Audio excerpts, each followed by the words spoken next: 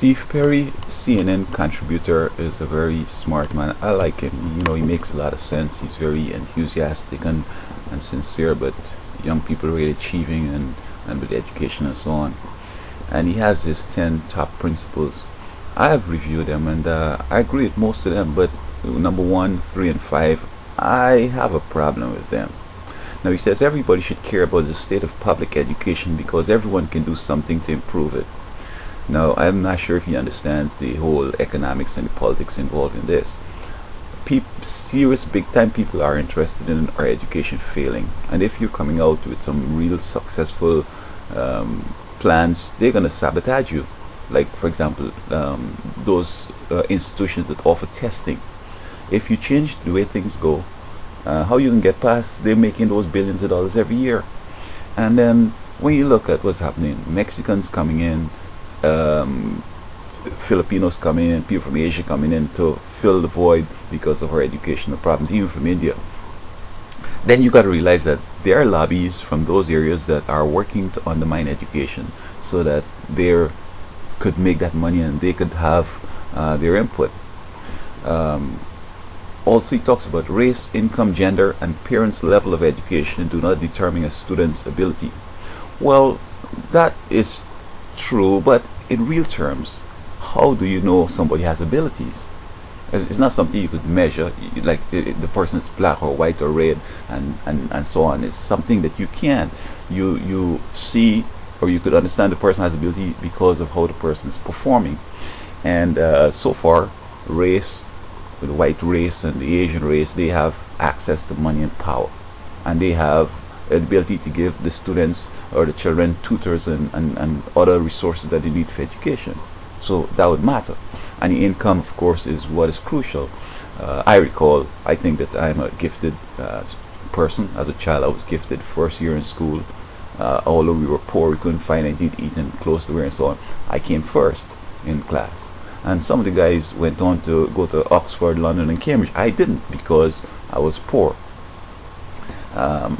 But what can I do? Now, gender and parents' levels of education. Again, if a parent has an education, they'll be speaking in their homes educationally and intelligently, and the kids are going to be trying to emulate them and will try to move on. But if the parents is a drug dealer or some domestic or working the farm, there is where the conversation is going to be. And furthermore, they would be more like thinking in terms of the kinesthetic, touchy kind of experiences they're talking about. But the parent who has an education is talking to the visual and the creative and so on, so that the home environment is going to be of the wealthy, with the parents with an education, is going to be mirroring what happens in the classroom and in the real world. So there you go again. Now, his fifth point was educators must believe that all children can learn, and this is similar to No Child Left Behind. And this is a problem because all children can't learn. Today, schools have a problem because we don't even know the number. These kids are crack, heroin, alcohol, and a whole variety of other fetus babies, so that many of them are born addicted, and the drug just out affects a person who had been developed and normal, and they'll end up becoming like a piece of crap at the side of the road. It's the same thing with the child, but it's just that the child won't have a chance to show no brilliance. The intellect is going to be diminished, their conscience is going to be diminished, their will, their emotions, all these areas are going to be suppressed, as it were, or underdeveloped. So how can you say then that all kids are can learn? I mean, it's impossible. And this is one of the problems in America, because with the No Child Left Behind and this same number five principle here with Mr. Perry, Dr. Perry, it means that you're going to have to be catering for the lowest achieving child in that class or in that school. So everybody who are gifted or whatever going to have to come back down to that level, waiting on this child that basically ain't going nowhere. All right. This child might be border mongoloid syndrome, and he may look normal, but he has that kind of ability. So how are we going to do it?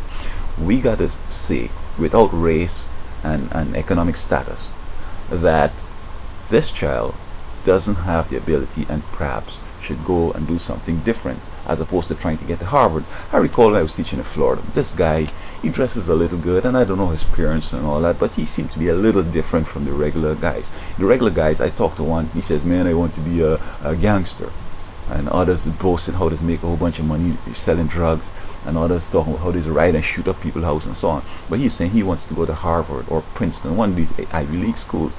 And I took him serious, and I, trying to see how he could do this. Now, he's basically, one time I catch him with the same guys carrying on. And I say, is he just playing games? So he know to play this game. I want to go Yale or Harvard and so on. And then people say, wow, let's give him a break. But basically, he isn't doing what is necessary. He isn't studying. I mean, when you want to go to Harvard, okay, in my culture, when you want to go to Oxford, London, and Cambridge, which is the top schools in the British system, you have to spend 20 to 50 hours a week studying. In fact, some of them start wearing glasses at 9, 10, and thick things because they're bookworms. Now people can talk about practical book smarts and street smarts. I mean, you can't have both. We need people who are going to be knowledge wizards, who are going to know the stuff. And these guys try to memorize the whole chemistry book. They know the periodic tables. Now these are my principles, and I just have 5 of them. They're talking about class size. This is irrelevant. You see, we're trying to do something impossible here. One guy on a discussion he had today talks about he went to parochial school. I did most of my education, elementary school, was at schools that were controlled by churches. We prayed, we sang religious songs and so on. You see, when God is involved in the teaching, no teacher, in spite of their understanding, but kinesthetic and olfactory and visual and all that stuff, you could never reach a child the way God can. God knows this child. And the Holy Spirit and the angels in that classroom is going to interpret what you're teaching so that child is going to get it in his various domains. You don't have to try to go wrong and say kinesthetic, olfactory, visual and all that stuff. The Holy Spirit is going to be doing that. It makes it easier. So then we need to show a correlation between success and education. Look at our celebrities. You have American Got Talent. You have the Hollywood people that making all the money, and they don't have no education. They're just doing something, and the TV push it a lot, and they go on JLN or whatever, and then they become a big star and they're making all the money. And a person, and they might have been just the person that is with no abilities, but they sort of ambitious, and they want to make the money, and they try and get a sort of a public relations company to work on their behalf and so on, and they get up and they make all the money. Where's the child who would go to Harvard? Yes, they're gonna make 6 figures coming out of Harvard, but one who goes to college will not be able to make that kind of money. Football players, professional athletes, I mean, they're making the money.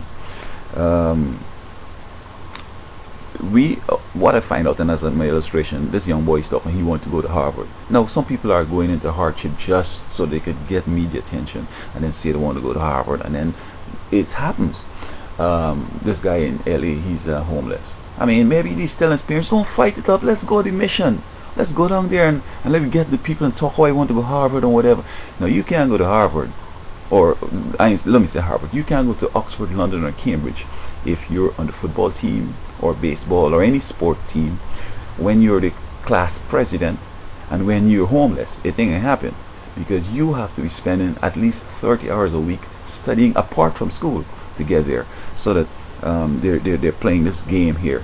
And we need to have people who truly have the ability to go on to these schools, because they might forge it and wing it, and they get in, they graduate, and then they come back and do something stupid, and they wasted all this time and all our educational opportunities. We need to revive education. Education in the past did work. Yes, we have modern things and so on, but you find that somebody came to say you don't have to rote memory and all this stuff. Well, if a child doesn't know the times tables, you're setting up a foundation where they can't do math in school, period. The other day, they say how this guy from India was able to calculate this thing in his head, talking about the Gulf spill. I mean, that's the way you do it in the British Empire. You have to know your tables. You have to be able to do mental mathematics. And finally, when people, I think people are also very smart.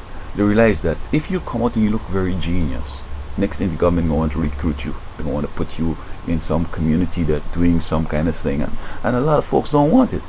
I don't want to work for no kind of military